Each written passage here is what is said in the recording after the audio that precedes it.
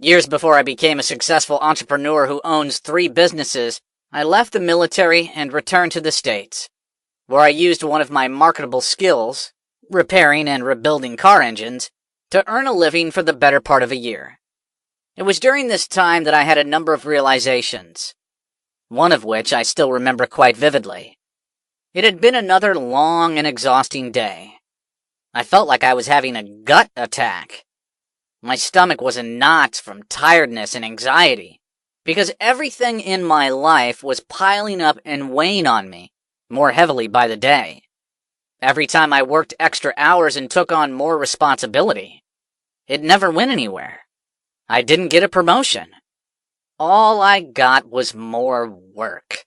My boss having realized that he could use me to do work after hours that others refused to do. I kept saying to myself, there has to be more to life than this. It was soon after I repeated this mantra for the umpteenth time that I realized that it was up to me to make changes in my life. No one was going to help me get anywhere but me. Fortunately, you're not in the same boat.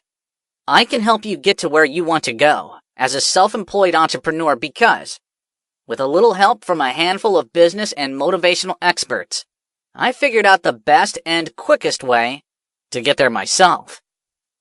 As you read about the 8 steps I recommend in the upcoming chapters, remember, I've been where you are now. And so, if you'll follow me, we'll get you where you really want to be in life, doing it sooner and better together. Chapter 1. What do you want to do with your life? Remember when you were 7 and your grandmother, or uncle or aunt, smiled down at you kindly to ask, "So, young man, or young woman, what do you want to be when you grow up?" Invariably, your answer reflected whatever you'd seen on television, or online, or happened to read in a book. "A firefighter," you declared stoutly. "A Grammy Award-winning singer," you chirped, with a little lilt in your voice. And if you were that sort of kid, you might have answered, "President of the United States." But when you grew up, just a few years later, the world looked very different than it did when you had to tilt your head back to see an adult looking down at you expectantly. The question had changed, too. The importance of purpose. Instead of asking what role you wanted to play, the relevant question had become, what do you want to accomplish? What purpose do you find meaningful enough to dedicate your life to?